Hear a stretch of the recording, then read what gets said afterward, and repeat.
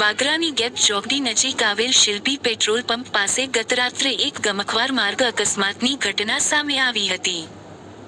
મગનો પાલો ભરીને જઈ રહેલી એક આઈશર ગાડી અચાનક પલટી ખાઈ જતા અફરાતફરીનો માહોલ સર્જાયો હતો.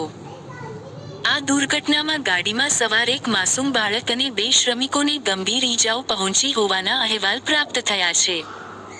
મળતી માહિતી મુજબ GJ16Z5254 નંબરની આઈશર ગાડી મગનો પાલો ભરીને પસાર થઈ રહી હતી. ચાલકે વાગરા સ્થિત શિલ્પી પેટ્રોલ પંપ પર ડીઝલ ભરાવ્યા બાદ જેવી ગાડી મુખ્ય માર્ગ પર લાવવાનો પ્રયાસ કર્યો કે તુરંત જ ચાલકે સ્ટીયરિંગ પરનો કાબુ ગુમાવી દીધો હતો. સંતુલન બગડતા જ ભરેલી આઈશર રસ્તા પર જ ધડાકાભેર પલટી ખાઈ ગઈ હતી. અકસ્માત થતાં જ આસપાસના સ્થાનિકો અને રાહદારીઓ તુરંત મદદ માટે દોડી આવ્યા હતા.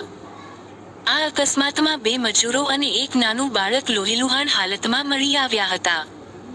તમામ ઈજાગ્રસ્તોને માથાના ભાગે અને શરીરે નાની મોટી ઈજાઓ પહોંચી હતી.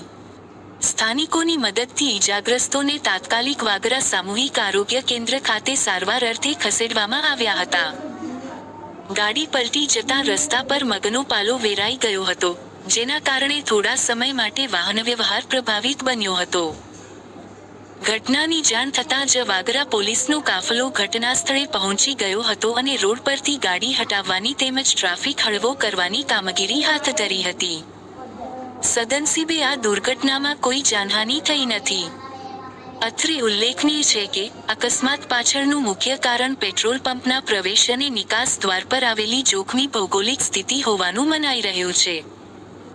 મુખ્ય માર્ગ પરથી પેટ્રોલ પંપ તરફ આવવા અને ત્યાંથી બહાર નીકળવા માટે અત્યંત જોખમી ઢલાન આવેલી છે.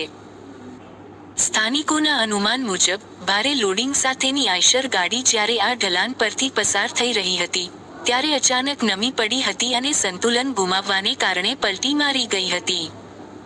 આ જોખમી ઢલાન વાહનચાલકો માટે સતત ભયનો વિષય બની રહી છે.